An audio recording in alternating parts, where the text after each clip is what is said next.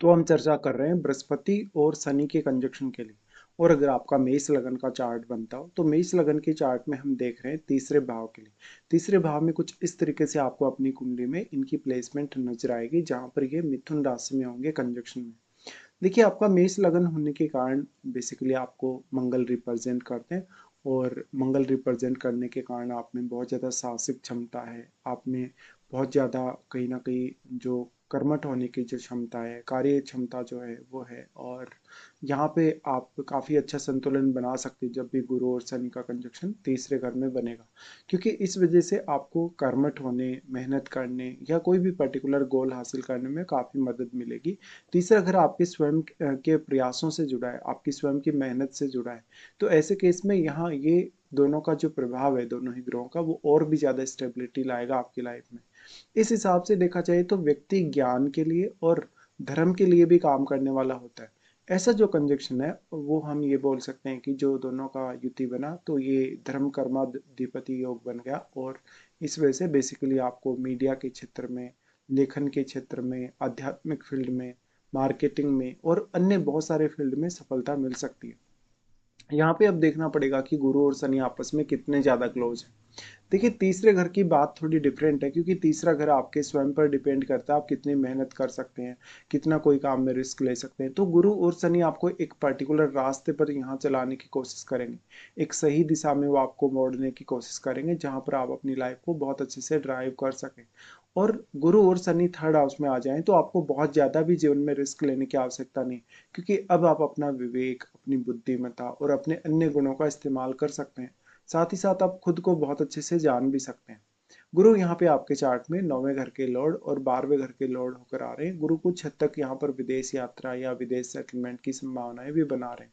इसी तरीके से शनि आपके चार्ट में 10वें और 11वें घर के लॉर्ड होकर यहाँ बैठे हुए हैं। तो दोनों का अगर देखा जाए, अब अगर आपका गुरु यहाँ पे वक्री हो जाता है, वक्री होने के केस में गुरु अपना शुभ प्रभाव कम कर देगा या खो देगा। लेकिन शनि का वक्री होना यहाँ ज्यादा अच्छा है गुरु की तुलना में, क्योंकि शनि अगर वक्री हो जाते हैं तो आपके लिए हार्डवर्क करना, मेहनत करना आसान हो जाएगा। और कोई भी पर्टिकुलर आप गोल अचीव करना चाहेंगे अपनी लाइफ में तो कोई भी व्यवधान नहीं आएगा, डिले भी नहीं होगा। शनि के यहाँ होने से बेसिकली आप अपने आप को लेकर काफी ज्यादा अलर्ट रहेंगे और हर काम के प्रति काफी सीरियस भी रहेंगे। इस प्रकार का कंजक्शन बन रहा है तो ये आपको काफी प्रतिभाशाली बनाता है।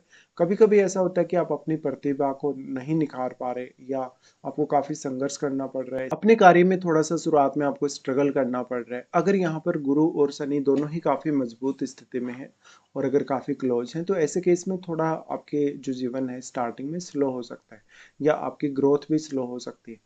इस दृष्टिकोण से थर्ड हाउस में दोनों का आना आपके ज्ञान को, आपकी बुद्धि को, आपके विवेक को काफी स्ट्रॉन्ग करेगा। समय बीतने के साथ साथ ये कंजक्शन आपको काफी मेच्योरिटी भी देगा।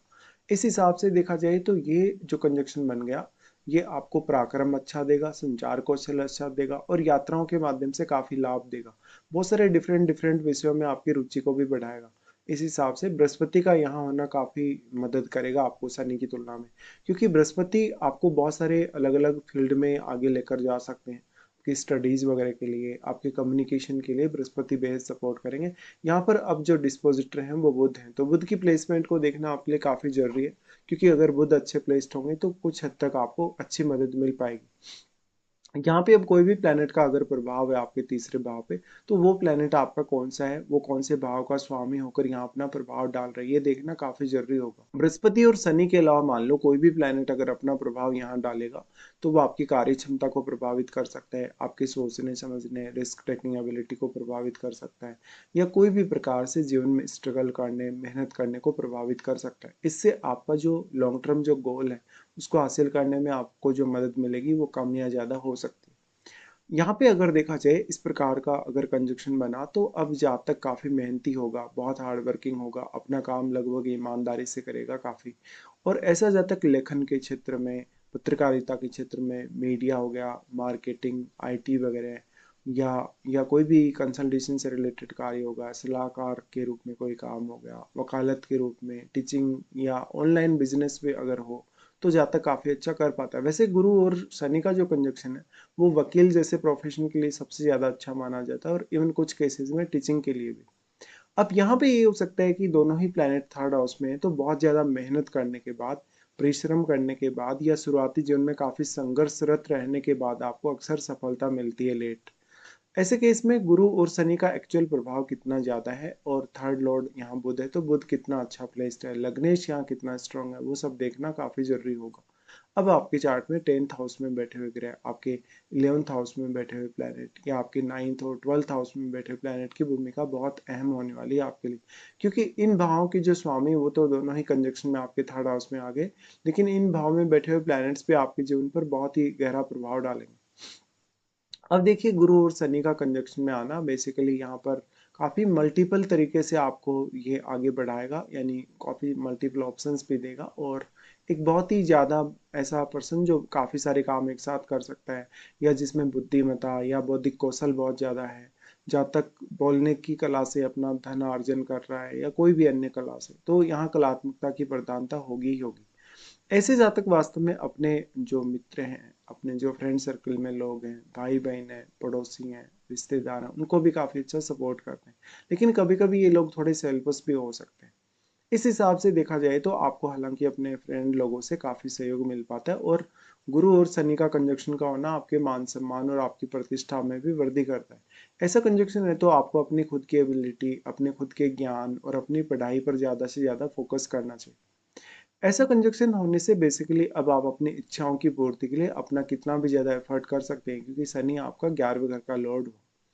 ऐसे केस में अब आप अपने करियर के प्रति भी पूर्णतः फोकस्ड रह सकते हैं और काफ़ी मेहनत कर सकते हैं। जब मैरिज की बात आती है तो यहाँ क्योंकि जो गुरु का दृष्टि है वो सप्तम पे रहता है और मैरिज के लिए वैसे भी गुरु काफ़ी ज़्यादा ही इंपॉर्टेंट है। तो गुरु की ये प्लेसमेंट कभी भी आपको पैसों की कमी नहीं होने देगी, आपके रिश्ते को भी काफ़ी अच्छे से संवार के रखेगी और विवाह में थोड़ा देरी हो सकता है या कभी कभी पार्टनर के साथ थोड़ी बहुत डिस्प्यूट हो सकते हैं, आप में मेच्योरिटी थोड़ी ज़्यादा रहेगी। इस दृष्टिकोण से देखा जाए तो जीवन में भाग्योदय होने की संभावनाएं थोड़ी लेट ही हो सकती हैं, और क्योंकि दोनों का प्रभाव आपके नवम भाव पे होगा तो इसलिए इन दोनों की वास्तविक स्थिति के हिसाब से आपको प्रभाव देखना पड़ेगा। यहाँ पर अब अगर देखा जाए तो आप अपनी इच्छाओं को अपने खुद के एफर्ट से पूरा जरूर कर सकते हैं।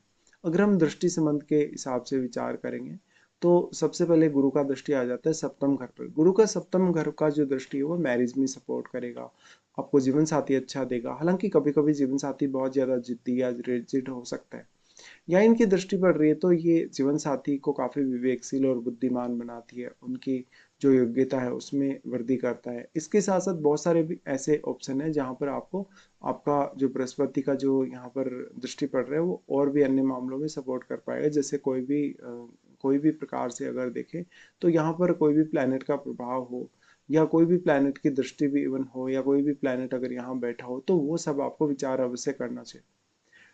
इन दोनों का कंजक्शन थर्ड हाउस में होने से बेसिकली आपके निर्णय बहुत सही रहेंगे। आप कोई भी प्रकार का निर्णय लेंगे लाइफ में तो बहुत ज़्यादा रिस्क नहीं लेना पसंद करेंगे कभी भी और एक बहुत ही स्टेबल लाइफ जी सकेंगे। फाइनेंस के दृष्टिकोण से, इन्वेस्टमेंट के दृष्टिकोण से देखा जाए तो ये कंजक्शन आपको काफ़ी बुद्धिमान बना सकता है। इस केस में हो सकता है कि आपने अपनी स्टार्टिंग की लाइफ में लगभग 30 की एज तक या 35 की एज तक बहुत ज़्यादा स्ट्रगल किया, मेहनत की, आपने कोई जॉब वगैरह नहीं पाई, कोई इनकम का सोर्स नहीं बन पाया, तो फिर भी ये कंजक्शन आपको सपोर्ट करेगा ही। इस हिसाब से देखें अगर हम दृष्टि संबंध के अकॉर्डिंग तो इन दोनों का फिर दृष्टि नवम भाव पे आ जाता है, जहाँ पर नवम भाव में बैठा हुआ प्लैनेट इन दोनों से काफ़ी ज़्यादा प्रभावित हो सकता है। इस केस में ये कंजक्शन आपको आध्यात्मिकता की तरफ संकेत करता है, ज़्यादा से ज़्यादा धार्मिक होने की तरफ संकेत करता है। यहाँ पे अब जो प्लैनेट बैठा होगा नवम भाव में वो प्लैनेट क्योंकि डायरेक्टली गुरु और शनि दोनों को ही प्रभावित करेगा, हालांकि वैसे तो वो गुरु के घर में और उनका मूल त्रिकोण घर भी यही है, इसलिए यहाँ बैठा प्लैनेट हो सकता है कि बहुत ज्यादा इम्पैक्ट भी कभी कभी ना डाल पाए आपके गुरु और शनि पर। उसके बाद गुरु की दृष्टि आ जाती है आपके 11वें घर पे। 11वें घर पे ये दृष्टि आपको बेहद अच्छा अनुभव करवाती है आपकी इच्छा पूर्ति के लिए, मनोकामना पूर्ति के लिए, और क्योंकि जो 11th हाउस के लॉर्ड हैं वो यहीं इनके साथ ही बैठे हैं, ऐसे केस में गुरु का प्रभाव और भी ज्यादा आपके लिए बेहतर हो जाएगा। लेकिन 11वें घर में बैठे हुए ग्रह की अहमियत या 10वें घर में बैठे हुए ग्रह की अहमियत आपको कभी भी भूलनी नहीं चाहिए। उसके बाद शनि का देखते हैं। शनि आपके यहाँ पर हुए आपके 10th लॉर्ड और 11th लॉर्ड, और वो यहाँ से दृष्टि सबसे पहले पंचम पर डालेंगे। पंचम पर डालेंगे तो यहाँ पर ये हो सकता है कि स्टार्टिंग में थोड़ी एजुकेशन में कम रुचि रही हो, आपको काफ़ी मेहनत करनी पड़ रही हो स्टार्टिंग में, लेकिन कहीं ना कहीं कुछ ना कुछ सॉल्यूशन इसका निकल ही आएगा बाद में। तो यहाँ का शनि आपको डिसीजन लेने में, कार्य क्षमता में काफ़ी अनुशासित बनाएगा। इस दृष्टिकोण से देखा जाएगा तो इनकी दृष्टि, शनि की दृष्टि पंचम पर होने की वजह से आपकी विद्वता प्रभावित हो सकती है, आपका क्रिएटिव टैलेंट प्रभावित हो सकता है, आपके अन्य बहुत सारे ऐसे मामले हैं जहाँ पर आपको फोकस डालने की जरूरत है। हाँ, लेकिन शनि की यहाँ दृष्टि आपको काफ़ी प्रैक्टिकल बनाएगी और बहुत ही ज़्यादा व्यवहारिक भी। उसके बाद यहाँ पर इनका दृष्टि क्योंकि नवम भाव पे आ जाता है, जो कि शनि अपना प्रभाव यहाँ डाल रहे हैं, तो वो 10th लॉर्ड और 11th लॉर्ड हुए, तो कार्य क्षेत्र में भागदौड़ फिर भी आपकी बनी रह सकती है। फिर शनि का दृष्टि आ जाता है आपके 12th हाउस पे। 12th हाउस में शनि की दृष्टि का होना कहीं ना कहीं बहुत ही ज़्यादा इंपॉर्टेंट है, और क्योंकि मीन राशि पे इनकी दृष्टि है, इसलिए ये कहा जा सकता है कि कहीं ना कहीं ये अध्यात्म की तरफ भी थोड़ा संकेत कर रहा है, विदेश यात्रा या विदेश सेटलमेंट की तरफ भी। तो एक बहुत ही ओवरऑल कंडीशन में देखा जाए दोनों ही प्लानिटरी पोजीशन को, तो बहुत अच्छा परिणाम या एक बहुत ज़्यादा बेहतर परिणाम होने की संभावना है इनके दोनों के आपके तीसरे घर में होते हुए। अब यहाँ पे वो ग्रह जो इन दोनों को प्रभावित कर रहे हैं उनकी बहुत ही ज़्यादा अहमियत है, और कहीं ना कहीं यहाँ पर इस प्रकार का कंजक्शन बना तो जातक जितना शॉर्ट टर्म का सोचेगा, कम समय का सोचेगा, उतना उसके लिए बेहतर होगा। और आप लॉन्ग टर्म की अगर प्लानिंग लेके चल रहे हैं तो फिर आप अपनी प्लानिंग में कमी ना करें कोई भी तरीके से। इस दृष्टिकोण से देखा जाए तो एक बहुत ही अच्छी इमेज ये दोनों पब्लिक में आपकी क्रिएट करते हैं ग्रह, और ऐसे केस में दूसरे लोग आपको पर्याप्त मान सम्मान देते हैं, रेस्पेक्ट आपको देते हैं, और भी बहुत सारे ऐसे मामले जहाँ पर ये कंडीशन आपको बेहद सपोर्ट करेगा।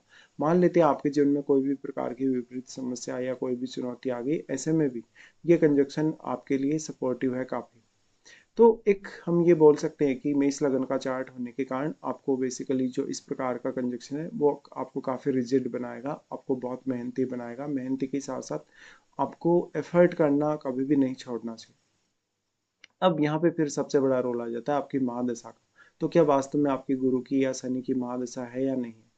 अगर आपको इनकी दशा है तो इनकी दशा में उतनी ज़्यादा प्रोग्रेस होने की चांसेस नहीं है, उतनी ज़्यादा लाइफ जो रहेगी ज़्यादातर स्टेबल ही रहेगी।